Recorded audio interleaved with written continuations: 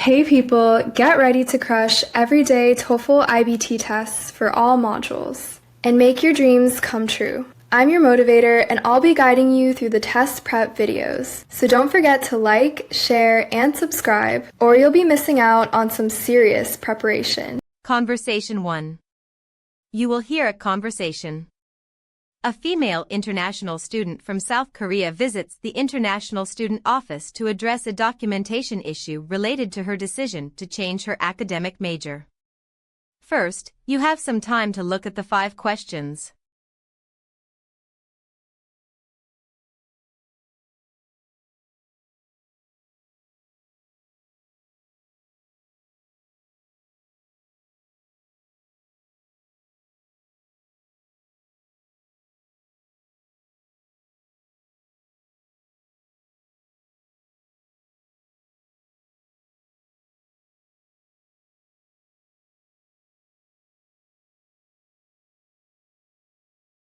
Now listen carefully and answer the questions.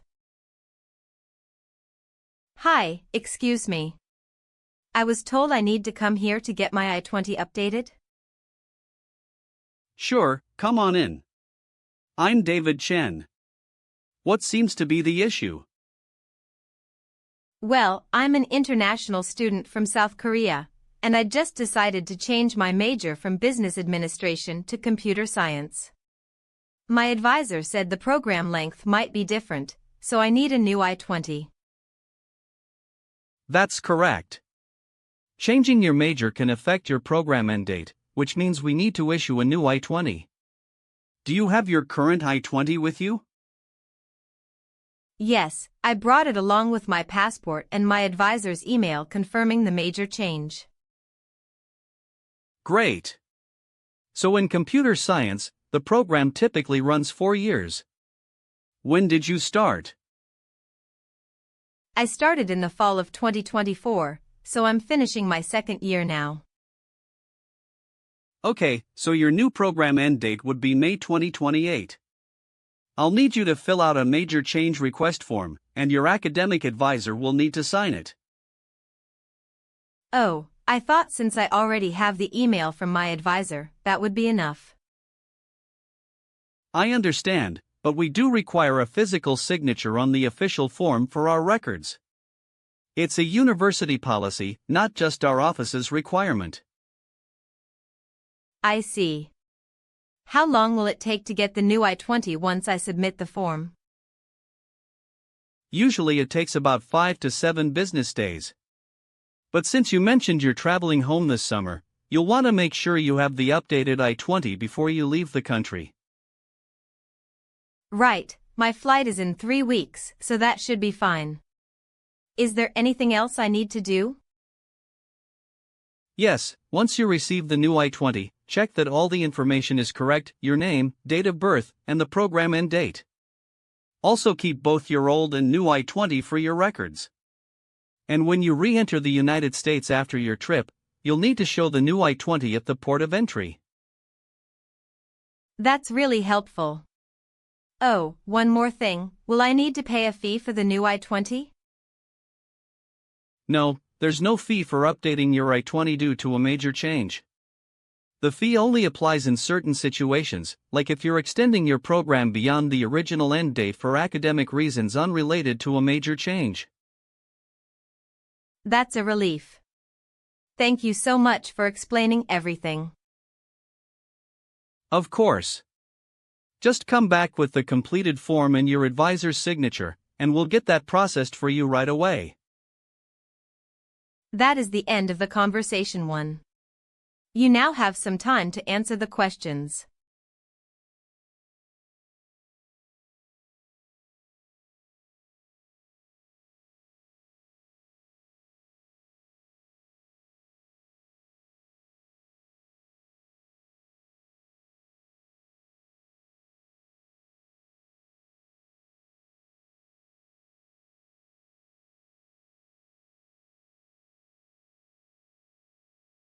Conversation 2.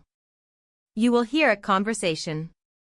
A male student visits his professor's office hours to discuss the upcoming deadline for a research paper and the possibility of receiving an extension.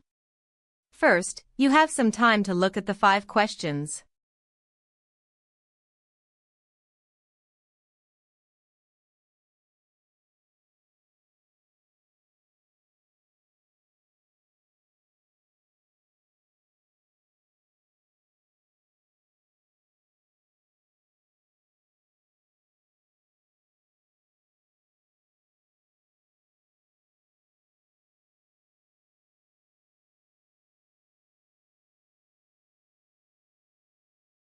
Now listen carefully and answer the questions. Professor Nguyen, do you have a few minutes? I wanted to talk to you about the research paper that's due next Friday.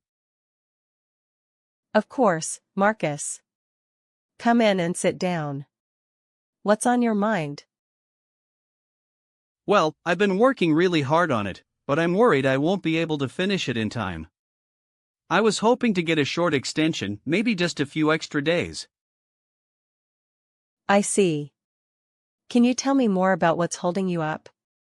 The assignment was posted at the beginning of the semester, so students have had 8 weeks to work on it. I know, and I did start early. But 2 weeks ago, I found a major flaw in my research methodology. My original sources weren't peer-reviewed, so I had to restart a significant portion of my literature review. That is a substantive issue. How much of the paper have you completed so far? I've finished the introduction and the methodology section, but the literature review is still about half done, and I haven't started the analysis or conclusion yet. I see. Normally, I don't grant extensions unless there are documented extenuating circumstances, like a medical issue or a family emergency. A methodology revision, while challenging, is part of the research process. I completely understand. But I really want to submit quality work. If I rush the literature review, I'm afraid the analysis won't be grounded properly, and the whole paper will suffer. I appreciate your commitment to quality. Let me ask, have you been to the Writing Center for help with the literature review? Not yet. I was planning to go this week. Here's what I suggest.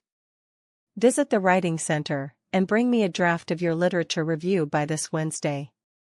If you show me you've made substantial progress and have a clear plan for the rest of the paper, I'll consider giving you until the following Monday, so 3 extra days. That would be incredibly helpful, Professor. I really appreciate your flexibility. Just understand that this is conditional.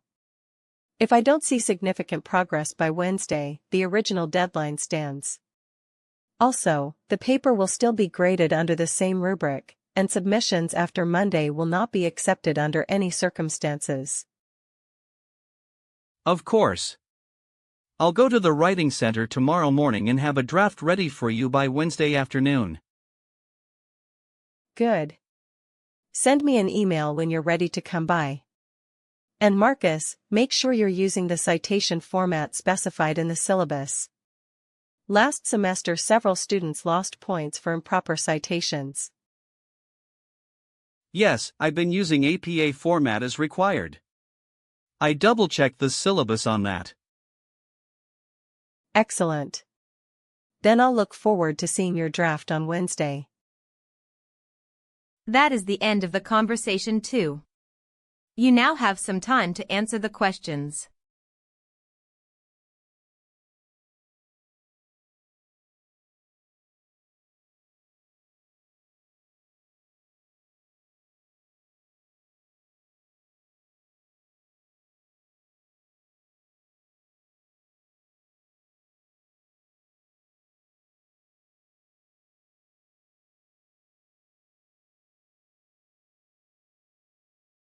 Lecture 1. You will hear part of a lecture about chemistry. Polymer synthesis. First, you have some time to look at the 6 questions.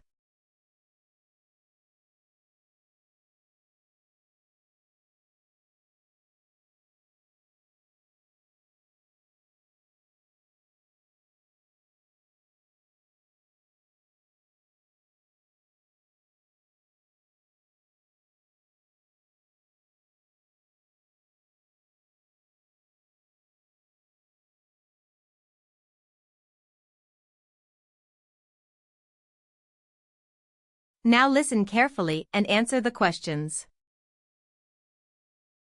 Good morning, everyone. Today we're going to explore the fascinating world of polymer synthesis, specifically, how chemists construct large macromolecules from small repeating units called monomers. Polymers are everywhere in modern life, from the plastic bottles we drink from to the synthetic fibers in our clothing, and understanding how they're made is fundamental to materials science. There are two primary methods of polymer synthesis I want to focus on today: addition polymerization and condensation polymerization. In addition polymerization, monomers, typically those containing carbon-carbon double bonds, link together sequentially without the loss of any atoms. The classic example is polyethylene, formed from ethylene monomers. The process is initiated by a free radical or an ionic catalyst, which opens the double bond and triggers a rapid chain reaction. Student, Professor Harrison, when you say the double bond opens, does that mean the monomer itself becomes unstable during the process? That's a great question. During the initiation step, the catalyst generates a highly reactive species, either a free radical, a carbocation, or a carbanion, depending on the mechanism. This reactive species attacks the double bond of the first monomer, making the chain end reactive so it can attack the next monomer. It's not the monomer itself that is unstable, it's the growing chain end that is highly reactive until a termination step occurs. Condensation polymerization works quite differently. Here, two types of monomers, each carrying two functional groups, react together and release a small molecule as a byproduct, usually water or methanol. Nylon and polyester are classic examples. Nylon is formed by reacting a diamine with a dicarboxylic acid, releasing water at each linkage. This step growth mechanism means molecular weight builds up gradually, unlike addition polymerization, where chains reach high molecular weight very quickly. One key concept in polymer science is the degree of polymerization, the number of repeat units in a polymer chain, and its relationship to physical properties. Generally, higher molecular weight polymers exhibit greater tensile strength and toughness, but they are also harder to process and shape. This trade-off between performance and processability is one of the central challenges in polymer engineering, which is why controlling reaction conditions, temperature, catalyst concentration, and monomer ratio, is so critical. That is the end of the lecture 1. You now have some time to answer the questions.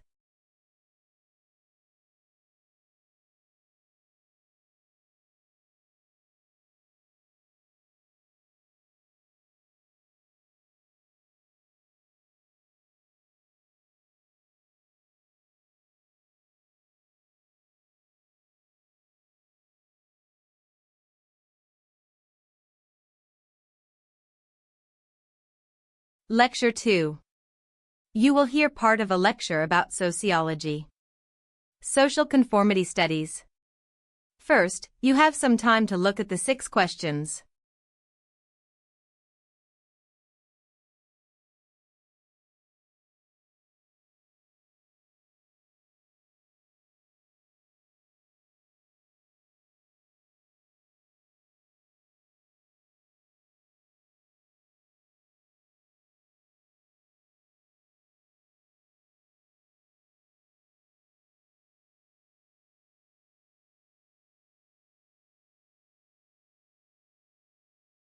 Now listen carefully and answer the questions. Today I want to talk about one of the most compelling areas in social psychology, conformity. Specifically, we'll examine several landmark experimental studies that revealed just how powerful social pressure can be in shaping individual behavior. When sociologists and psychologists discuss conformity, they mean the tendency of people to align their attitudes, beliefs, and behaviors with those of a group, often at the expense of their own independent judgment. The foundational work in this area came from Solomon Asch in the 1950s. Asch designed a deceptively simple experiment. Participants were placed in a room with several Confederates, people who appeared to be fellow participants but were actually part of the research team. They were shown cards with lines of clearly different lengths and asked to identify which comparison line matched a standard line. The correct answer was always visually obvious. Yet when Confederates unanimously gave a wrong answer, roughly 75% of the real participants conformed to the incorrect answer at least once across the trials. Student, Professor Martinez, did ASH's participants actually believe the wrong answer, or were they simply going along with the group to avoid conflict? Excellent distinction, and Ash himself pursued exactly that question in post-experiment interviews. Participants gave different explanations. Some said they genuinely began to doubt their own perception. This is what we call informational influence, where you assume others might know something you don't. But many admitted they knew their answer was correct yet didn't want to stand out or be ridiculed. That's normative influence, conforming to avoid social rejection. Ash found that both types were simultaneously operating in his results, which made them far more significant. Building on Ash's work, Stanley Milgram's obedience studies in the 1960s, though focused more on authority than pure conformity, demonstrated an even more extreme form of social compliance. Participants were instructed by an authority figure to administer what they believed were electric shocks to a learner for incorrect answers. Despite the learner's apparent distress, approximately 65% of participants continued administering shocks up to the maximum voltage level. This showed sociologists that social pressure from authority figures can override individual moral judgment in deeply alarming ways. More recently, researchers have examined conformity in digital contexts, with social media being a prime example. Studies show that when users see a post already has many likes, they are significantly more likely to like it themselves, regardless of content quality. This is sometimes called the bandwagon effect or social proof. What's particularly noteworthy is that the two mechanisms Ash identified, normative and informational influence, appear to operate just as powerfully in online environments as they do in face-to-face settings. That is the end of the lecture 2. You now have some time to answer the questions.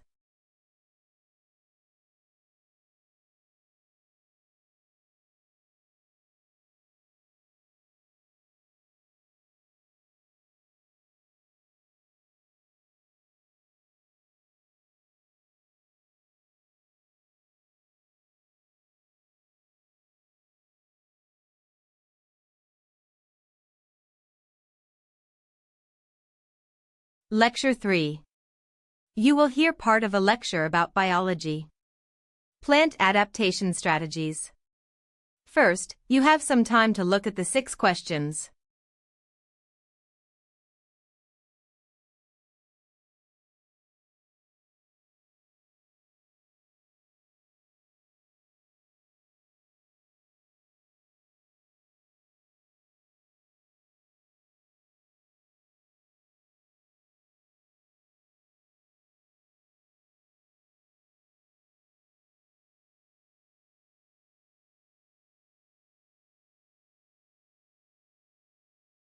Now listen carefully and answer the questions. Alright, let's get started. Today's lecture covers plant adaptation strategies, the remarkable ways that plants have evolved to survive and thrive in environments that would seem hostile to life.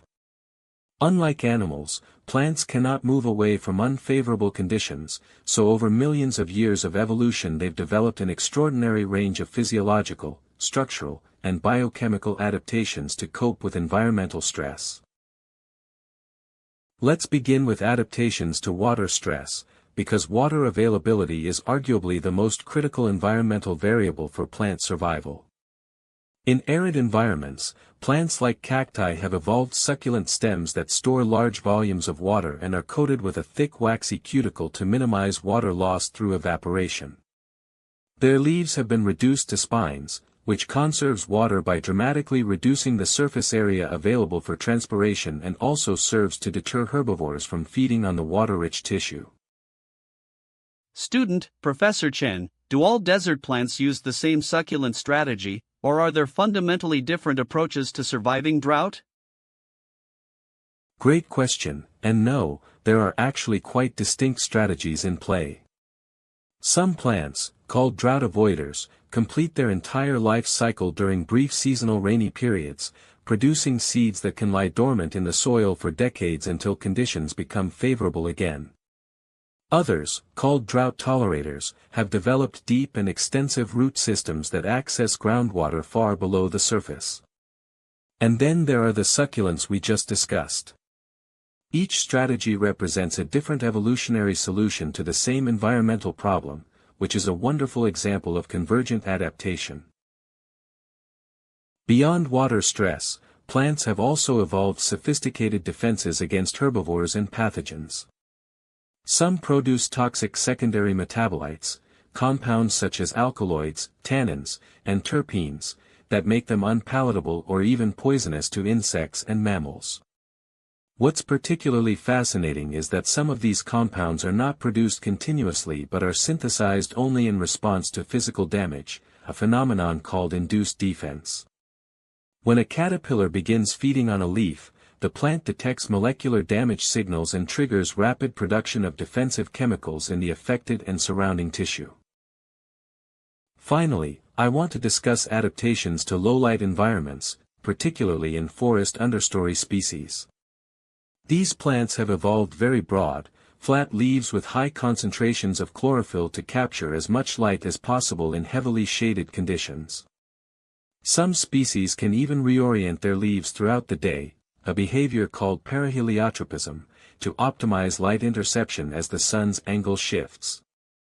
And at the cellular level, chloroplasts within these plants can migrate to different positions inside the cell, positioning themselves for maximum light absorption depending on light intensity and direction. That is the end of the lecture 3. You now have some time to answer the questions.